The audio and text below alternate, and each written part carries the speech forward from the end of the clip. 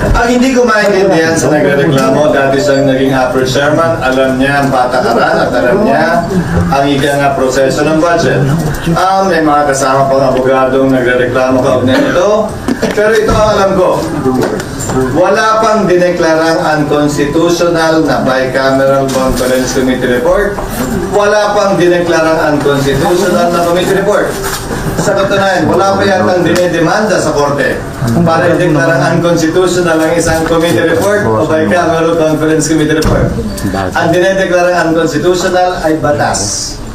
Ngayon, yung batas na General Appropriations Act na produkto ng anumang committee o conference committee report o committee report ang kino-question. At kumpleto yung batas na yon, walang blanco, walang kulang, at yung amount ay nagsusuma. Unawain po ninyo. Ang budget ay may humigit kumulang 200,000 linya na may mga nakasulat na pamagat, titulo ng proyekto at amount. Hindi yun ganun kasimple na gawin o ginagawa. Kaya ang isa, kung mapapansin din nyo, pinakita nilang unang kopya na may pirma ako. Kasi nakikita kong kopya ngayon, wala na akong pirma, kaya hindi ko alam kung saan galing yun. Ay nakasaad doon na otorisado ang Committee on Appropriation and Finance na mag-correct, magpuno, maglagay, dahil posible na may nakaligtaan doon. So, sinabi din doon sa huling talata ng Bicameral Conference Committee Report, kapag may pagkakaiba ang GAA sa Bicameral Conference Committee Report, ang masusunod ay ang GAA, ang enrolled bill ng GAA. Kung babalik tanawan naman natin, ang mga naging desisyon ng Korte Suprema, ang pinagpipilian lamang ng Korte Suprema kung sakasakali may pagkakaiba, kaugnay sa isang panukalang batas, ay ang journal entry rule na tinatawag o yung pinasok sa journal base sa debate ng Kamara at ng Senado o yung enrolled bill. Ito yung pinirmahan ng Speaker, Senate President, Secretary General ng House, Secretary General ng Senado at ng Pangulo. Ayon sa Korte Suprema natin, sa mahaba at marami ng desisyon, ang susundan at sinusunod, kaya yun yung nakalagay sa Bicameral Conference Committee Report, ay yung enrolled bill. Yung pinirmahang versyon ng batas ng Pangulo, ng leader ng Kamara at ng Senado at ng Secretary General ng dalawang Kamara. Yun ang mag-govern. Ngayon, kung may kulang doon, tama lamang na ito'y ma-question. Or, pag may nirelease dahil pinil in the blanks yun pagkatapos, tama lamang na hindi i-release yun, hindi pa agad i-release yun. Pero hindi ang anumang basehan sa isang committee report na gaya ng sinabi ko. Alam naman yan nung kongresista nagre-reklamo at nagsasaad ng mga punto niya kaugnay sa bagay nito. Yung pakalan po na may blanco, na may napirmado po na hindi po siya enrolled bill. Hindi siya enrolled. Ang enrolled bill ay yung pinirmahan ng Pangulo sa Malacanang. Ang enrolled bill ay yung ganito kakapal na 3 volume yata yun kung hindi ako nagkakamali. Ulitin ko, kulang-kulang ang mahigit 200,000 linya ang laman nun. Na ganito pa kaliliit yung pakikita naman kahit walang microscope. SP dun sa pinirmahan nyo, walang blanco? Wala. Salita niyo po, ano po yun? Ano po yung documented? Hindi ko alam. So ulitin ko siya yung naglabas, siya yung nagpapaliwanag. Totoo lang hindi ko alam kung ano yung kanyang sinasaad at sinasabi. Pero ulitin ko, ano man yung pinapakita niyang committee report o di umano bicameral committee conference report, yung pinorward lang sa akin ng isang kasamahan natin sa media, hindi ko nakikita yung pirma ko doon. So hindi ko alam kung ano yun. Pero kung ano man yun, ulitin ko, ang basehan ng importante at ang masusunod at ang pwedeng ideklarang unconstitutional at illegal ay batas. Hindi po batas ang BICAM. Hindi batas ang committee report. Ang batas ay yung pinirmahan na enrolled bill, enrolled copy ng bill ng Pangulo. Yon ang pwedeng questionan. Dahil sa tinigal-tagal kong abogado, wala pa yata ako nabalita ang pinadeklarang illegal at unconstitutional na committee report. Kanina nga lang, hindi ba? May substitute committee report pa nga, yung isa sa mga controversial na bill ngayon. Pwede naman kasing palitan yon, punuan, amyendahan, dahil hindi pa naman talaga pinalito. So what would be the motive? Palapit ng eleksyon, ang kulay politika ay masyadong matingkad sa ngayon. At siguro sa mga susunod na araw, huwag na tayo magulat sa mga dagdag pang mga kwento, atake o pagpula tulad nito dahil tila naglinyahan na sila sa buhangin kung sino ang sa kaliwa, sino ang sa kanan, sino ang sa pula at sino sa puti. Tama, biglang kayo naman yung naubos ngayon. So, sinasabi mo na parang wala namang na-declare na committee report na unconstitutional. Are we saying na parang wala namang sense na magreklamo o wala Kaya, namang sa totoo lang, kaya hindi sa iniiwasan ko, marami lang talaga ibang trabaho at maraming mas mahalagang bagay na dapat tugunan ng pansin. At hinahayaan ko sana ito dahil para sa akin nga, sabihin na natin kunwari lang, di ba, na lahat ng sinabi niya totoo na hindi ko kinoconsider sa kanya. Anong po-question niya sa korte? Anong illegal, anong bawal? Dahil sa dulo, ang tanong, yung GAA ba, yung General Appropriations Act ba, yung Enrolled Bill ba, may blanco ba? Hindi tama na mag-akusang may blank check na binigay ang Kongreso. Mali yun. Kasi nungalingan yun at hindi totoo yun. At kung blanco man yung nasa GAA, hindi pwedeng i-release ng DBM yun. Hindi pwedeng i-release ng National Treasury yun. Kung may typographical error sa Enrolled Bill, na let's say may blankong linya doon na sinabi Project ABCDE o Kalye o Road ABCDE na walang amount, hindi pwedeng release yun at sulatan ng amount na kahit sino man yun. Hindi na kailangan deklara pang unconstitutional yun, i-consider ang error yun, at hindi pwedeng release. Kung gusto nila mag-aksaya ng panahon para magsampa ng kaso sa korte, malaya silang pwedeng gawin yun. Pero hindi ko, sa panig at parte namin, meron na lamang kaming naiiwan kabilang ang araw na ito na 1, 2, 3, 4, 5, 6, 13 session days, tama ba? Kabilang ito. Sorry, 12 session days, kabilang ito. Minus yun ang Chinese New Year. Sa 12 session days, mas pagtutuon na namin ng pansin ang mga panukalang batas na sana'y mahabol pa namin sa ika-19 na Kongreso na mas mapakinabangan ng ating mga kababayan na siyang pinitutuon na namin ng pansin. Dito sa 1979, anong effect nung... Ano yung 1979? Yung teenage pregnancy. Okay. Anong effect nung withdrawal doon sa... Kasi nag-file na sa substitute bill ngayon. Ano magiging effect? Natanong niyo ko nung una kaugnay nito kung pabor ako o kontra. Ang sabi ko ay sa kasalukuyang bersyon, kontra ako. Pero sabi ko din, kung naipaliwanag at nai-distribute yung aming sagot, ito'y sumasa-ilalim pa sa kasalukuyan sa proseso ng legislasyon. It's still subject to the procedure of legislation, the rigors of legislation, which among others include debate, interpellation, and amendment. So, wala pa namang botohan sa final na bersyon. Sa araw na ito, naghain ng intensyon si Senator Risa na palitan. Yun na una niya nang inihain na hindi ako sang-ayon. At aminin ko, sabi ko nga din sa aking press statement doon nakaraan, nagsumiti ako ng mga panukalang amendment sa kanya. Nakaramihan naman yata ipapasok niya sa substitute bill, bagaman hindi ko pa nakikita. Antabayan na namin yun. Pero ang bagong development din ay yung withdrawal ng ilang mga senador na hindi ko pa rin nakikita dahil nasa plenaryo pa ako, nasa baba ako kanina. Titingnan, susuriin namin yan pag nabasa ko na yung sulat ng mga nag-withdraw ng mga senador at kung may epekto man ito o wala. Sir, under the procedure, pag nag-withdraw yung mga nag-sign, ibabalik ulit sa committee? Depende kung ilan. Parang 4 na po. Majority na rin. Depende kung ilan at kung majority na base sa komite. At kailangan din suriin dahil minsan may mga joint committee. Sang-ayon sa aming rules, kung pupunta tayo dyan, ang binibilang ay yung miyembro ng lead committee. Hindi pwedeng double count kasi di ba, refer to the committee on, kunyari, health, finance, and kung ano man. Hindi ito total yon kasi minsan may mga miyembro ng 2 o 3 komite. Ang titingnan ay yung bilang at dami ng lead committee. Sa kasong ito, ang lead committee ay Committee on Women. Pero sir, nag-manifest na si Senator Risa, sir, diba, na may substitute bill siya. So kung substitute bill, yung level nun, it remains in the plenary, sir? Babalik? O balik sa committee? Yes, kung substitute bill. Pero hindi ko pa nga hindi ko pa na kasi nababasa yung letters of withdrawal at kung ilan eh. Pero parang ginawa ko, kung napapansin nyo, Yung right sizing bill, nag-substitute ako without prejudice to interpolation. Parang pagdebatihan namin, ito na. Plenary na yun, sir. Plenary yun. Ginawa din yan ni Senator Mark Villar dun sa right-of-way bill.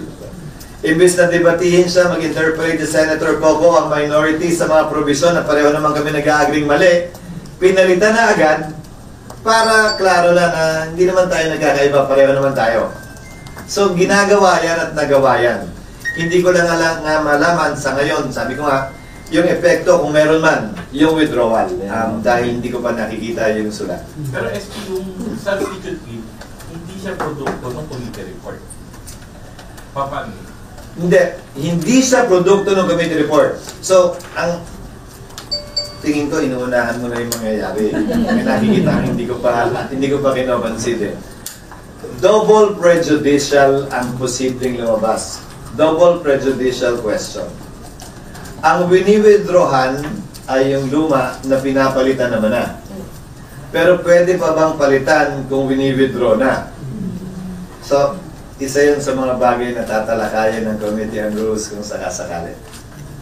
Kasi di ba, parang halos nagsabay eh. Halos nagsabay eh. O reaction yung isa sa isa. Hindi ko lang malaman kung anong nauna, kung chicken or the egg. Kasi sir, diba kung substitute bill daw, wala siyang committee report technically. Hindi, meron. Kasi authorized naman yung chair. Para ako, para yung sa right-of-way, yung committee ni Senator Mark. The chairman is authorized to introduce an amendment by substitution. Based on... It's actually an amendment by substitution. The introduction of a substitute bill is actually an amendment by substitution. Kasi nasa floor na to eh. So, imbis na magdebate tayo, sabi ko, hindi, babaguhin ko yan. Hindi, tatanggalin ko yan. Hindi, wala na yan. Mag-amendment by substitution siya para pagdebatihan na nila yung aktual na provision na gusto na ng chairman matapos niya magbago ng posisyon. So, mapapabilis nun yung debate dahil maliliwanag nun, may pagdedebatihan ba tayo? Wala na. Dahil baka naman mamaya, lahat ng objectionable na mga parte ay tinanggal na tabago na. So, double prejudicial nga siya. Nag-withdraw base sa unang bill, pero baka naman doon sa bagong version, ay okay na. Pwede sir sabihin yung substitute bill ay product nung sa discussion natin sa committee. Well, sinabi ni Senator Risa na siya'y nakikinig. Siya'y marunong makinig. Siya'y hindi naman nakaukit o nakasulat sa bato yung kanyang mga ni-report out. At ang tingin ko ron, isang mapagpakumbabang attitude, ika nga sa trabaho niya bilang chairman ng Committee on Women, na hindi niya inaagin lahat ng talino sa lahat ng bagay, particular sa panukanang batas na yan. So sir, maasa ka na doon sa substitute bill, makonsider yung mga proposed amendments? Yun ang inaasahan namin, pero hindi ko pa nakikita ng kompleto. Pero, at sabi ko, ikaw yata seri yung tinext ko, di ba, na ang sagot ko, no, doon sa kasalukuyang version ng bill, pero may mga pinanukala ko. At sumasailalim pa yun sa rigors of legislation. So, tingnan natin kung ano magiging pinanong version. Doon ko palang masasagot, ang boto ko ay no o yes. Sir, ba't marami kang amendments? Paano mo i-describe yung kasalukuyang forma ng bill? Sinubukan ko linisin at tanggalin yung mga provision na wala namang gaanong kinalaman sa adolescent pregnancy. Generally, paano ko ba i-describe? Generally, yung mga irrelevant para sa akin, sa panahon ko, irrelevant na mga provision sa adolescent pregnancy. Basically, provisions that pertain to anti-discrimination and the various genders. Kasi sa pagkakaalam ko, isang gender pa rin naman. Ano man ang iyong pananaw sa buhay ang nabubuntis.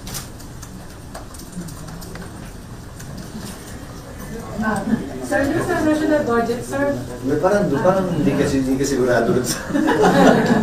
Yes, ma'am. sabi ni Presidente, sub-optimal yung budget, kaya may mga naliligo doon na allocation. Well, wala naman talagang perfectong budget. The budgetary procedure is about allocating scarce resources. Sa kasaysayan ng Pilipinas, sa kasaysayan ng anumang bansa, kailan ba naging siksik at biglig ang pera ng bansa para sa budget niya sa kasalukuyang taon? Palagi naman kulang eh. So it's about allocating scarce resources. Number 2, I'm actually encouraged. Actually, gusto ko yung nakikita ko na aktibong nakikilahok ang Pangulo, ang Executive Branch. May mga nagpaplanong magdemanda, kaugnay ng ibang provision, aktibong posibleng makilahok ang judiciary natin. Aktibong nakilahok din, nagbigay ng mga opinion, bagaman ng ilan ay hindi naman base sa aktual na datos na natanggap ng Kongreso kaugnay ng budget. Pero natutuwa ako, nagagalak at encouraged na aktibong nakikilahok ang bawat ahensya ng pamahalaan, bawat branch ng pamahalaan sa pagbalangkas at sa pagpapatupad ng national budget.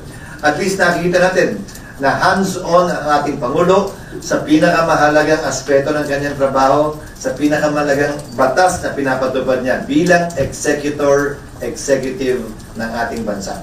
So but whatever happens to the supposed to be power of the purse ng Congress? Ulitin ko, it is Congress that provides for the items. It is the President's decision as to how to execute it. I'll give you an example. Ano ba ang kapangyarihan ng Kongreso? Ilista yung mga item na gusto niyang gastusan, tanggalin yung mga item na ayaw niyang gastusan. Ang Pangulo, kaya nga separation of powers ang tawag dyan. Kaya nga checks and balances ang tawag dyan. Walang malaki ang lamang. Halos pantayan. So ang Pangulo, hindi pwede magpondo nang hindi pinondohan ng budget. Pero pwede siyang mag-augment mula sa savings na ayaw niya nang ipagpatuloy. So halimbawa, merong pinondohan ng Kongreso na ayaw niya, hindi niya gusto. And then magdedesisyon siya, huwag ipatupad yan. Hindi na natin kailangan yan. Nagbago na yung pangailangan ng gobyerno mula nung pinasayan. Yung savings mula doon, pwede niyang gamitin para i-augment ang anumang item sa budget na tingin niya ay mas kailangan at mas may panawagan ng panahon na gastusan. So, kapangyarihan niya yun at malaya siyang gawin yun. At siyang ginagawa niya ngayon. At ulitin ko, kinagagalak kong nakikita yun. Hindi ko pinakalugod yun. Hindi ko tinuturing insulto o sampal sa Kongreso yun. Dahil kasama yan sa interplay ng separation of powers at checks and balance na nagpapatunay na matatag, malusog, bibong-bibo ang demokrasya sa ating bansa. Kung saan, hindi kayang diktahan ng Pangulo ang Kongreso at hindi rin naman under ang Pangulo sa Kongreso. Ayaw nyo ba nun? Gusto ba nyo sunod-sunuran palagi ang Kongreso? Di ba? Minsan ayaw nyo nun. Pag hindi naman sumusunod, sabi nyo, ayaw nyo rin. Alin ba talaga? Ako yung laro sa pagitan ng dalawang branches na yon. Yun ang simbolo ng isang matatag at malakas na demokrasya. Sir, may lang ba na-describe na sub-optimal ang isang Kongresong budget? Meron ngang budget na, hindi ba, meron ngang budget na narianak. Ilang beses na. Dahil sa level pala ng Kongreso, hindi nakatanggap-tanggap, kaya hindi pinasa ng Kongreso. Mas malala pa ngayon. 2 o 3 beses na nangyari yun sa kasaysayan ng ating bansa na walang budget na napasa ang Kongreso in time sa pagpasok ng bagong taon. Sir, pag ganun, may mga binabago sa Presidente, mga criticism dun sa budget. Pero sabi niyo ng BICAM, sinundan ninyo yung design ng Presidente dun sa budget. Diba? Kaya nga sabi niyo, it's not because you are subject to the President, but because sinusundan niyo yung programa niya. So bakit yung nililigodan niyo yung budget? Anong pinanggagalingan ng katanungan yan? Isang ehemplo lang bibigay ko. Binawasan ng Kongreso, halimbawa, yung computerization budget ng DepEd dahil nakita namin sa sinumiting datos ng DepEd mismo na meron silang humigit kumulang 34 na bilyong pisong halagang computer mula noong 2022 na hindi pa nila na-implement. Na ni isang computer mula sa pondong yon ay hindi pa nabibili. Ba't pa namin dadagdagan uli? So nilagay namin sa unprogrammed fund yung 10 billion. 12 billion dapat, nilagay yung 10 billion sa program fund, may naiwan na 2 billion. Marahil nakita rin ng Pangulo yun dahil binito niya yung nilagay naming 10 billion sa program fund. Dahil baka nga naman mamaya sobra-sobra sa totoo lang. Sa totoo lang, madaling magreklamong kulang at wala, sasabihin kawawa naman yung mga bata, pero kung kawawa yung mga bata, ba't naghintay kayo hanggang ngayon mula 2022, ni isang computer, wala kayo nabibigay? Sa totoo lang, kung mag-order sila ng computer na ang halaga ay 35 billion, may supplier ba na kaya mag-supply nun? Hindi lang yun. Ang may internet connection lang ng eskwela natin, 2%. So, sorry, hindi naman pinag-aralan, tiningnan, sinuri, may pagkakaiba ng pananaw. Yun ang check and balance sa pagitan ng Kongreso at ng executive branch. Kung may hindi sang-ayon, pwedeng ihain sa korte at magpapasya ng husgado.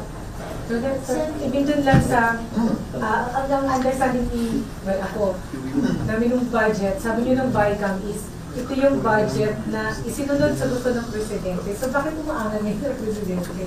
Ang malaki Isinunod sa latag ng BICAM. Hindi niyo ako in-interview ng BICAM. Kung yung priority, susunod sa priority lang natin Oo. sa nation. Naayon sa priority. Priority program. Yung BICAM na... Dun sa speech ko doon. Oo.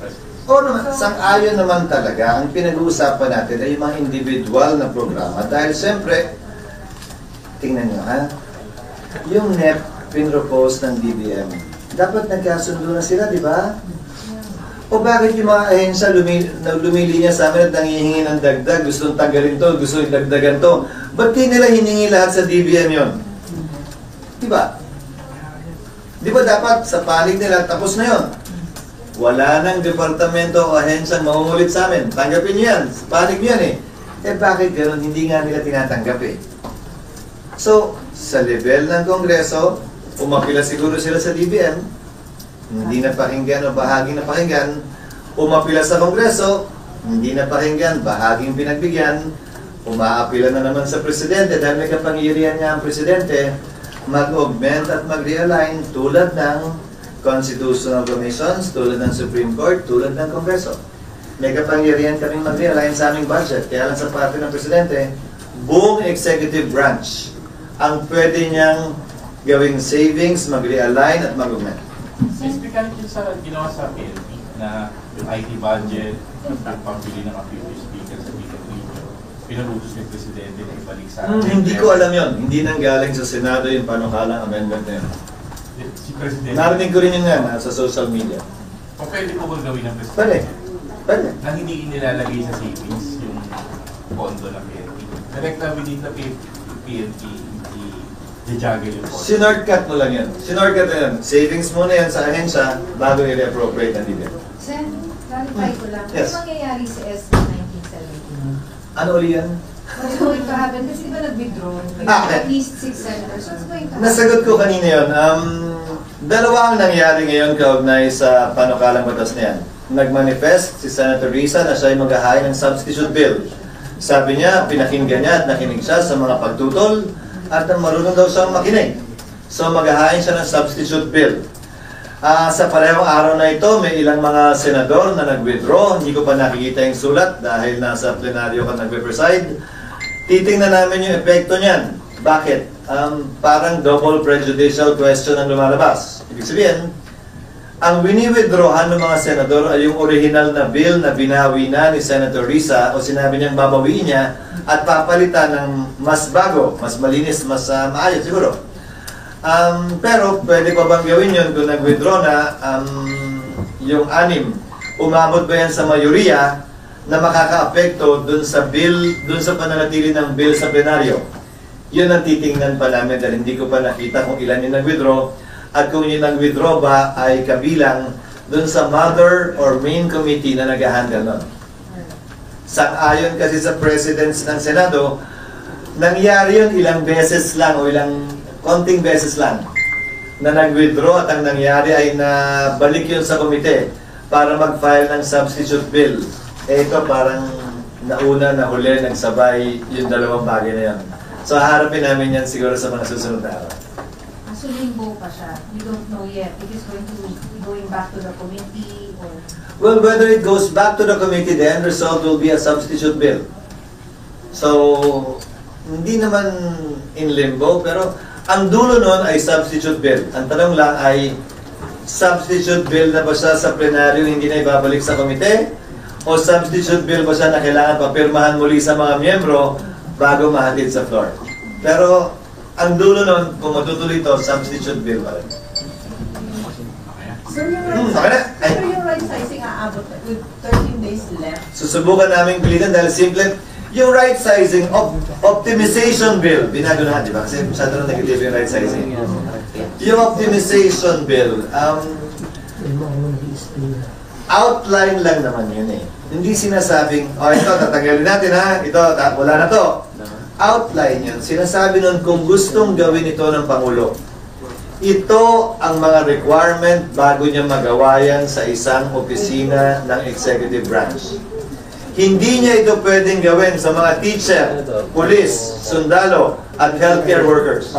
Hindi kasama ang Kongreso, ang Constitutional Commissions, ang Judiciary, ang militar. So outline lang ito ng pwede at hindi pwedeng gawin ng Pangulo kung gusto niyang mag-optimize ng bureaucracy ng pamahalaan. Hindi ito batas na nagsasabing ito, dapat gawin na ng Pangulo yan. Hindi. Kung gustong gawin ng Pangulo, ito ang dapat niyang sundin at sundan bago niya magawa yan. At maglalagay kami ng sunset clause. 3 o 5 taon.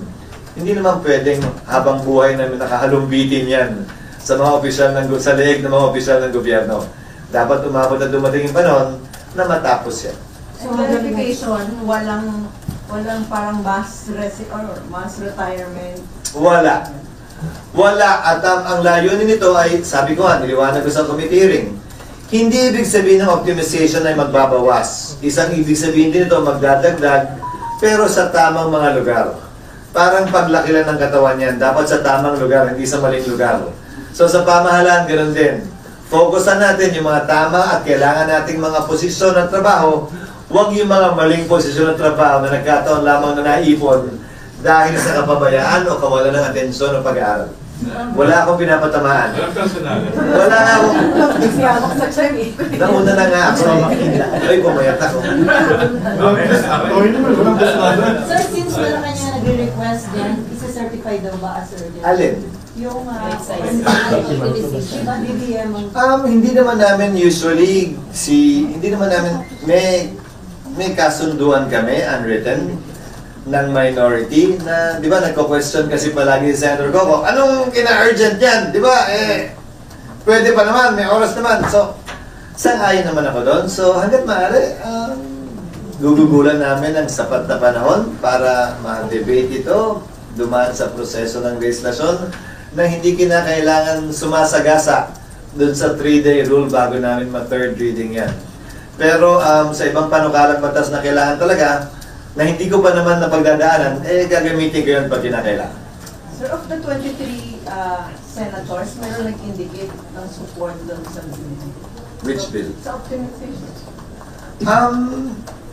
Oo naman. pero bulong-bulong lang. Hindi, sa dulo naman pagbubutuhan. Sir, yung bibigay na power sa presidente na parang abolish. But you have to understand, the president has that power right now. The president, under the revised penal code, has the continuing authority to reorganize the executive branch. In fact, the very first question I asked the DBM is, why do you need this? Well, according to them, they need this principally because they are not authorized to offer a higher separation pay to those who may be affected. So, hindi kompleto yung pwede nilang ibigay dun sa maaaring maapektuhan. Ano daw assurance na hindi maabuso yung ganong power na bibigay sa presidente? Anong assurance din ba natin kung wala ito na hindi inabuso ng mga nagdaang Pangulo yung kapangyarihan yan, na hire ng hire, dagdag ng dagdag, kung kaya't sobra-sobra na tayo, pero kulang pa rin ang police, kulang pa rin ang teacher, kulang pa rin ang mga doktor, pero sobrang dami ng empleyado ng pamahalaan. Wala rin naman eh. Hindi ba ito'y hakbang sa tamang direksyon na kumuha tayo ng dagdag na empleyado ng pamahalaan na kailangan natin? Ulitin ko, police, teacher, doktor, nurse, to name a few. Imbes na halimbawa, puro utility items na walang QS para lamang maging permanente sa gobyerno, pero yung trabahong ginagawa, trabahong IT, matataas na trabaho, bigyan natin sila ng karampatang sweldo sa mas mataas na trabaho na ginagampanan nila dapat.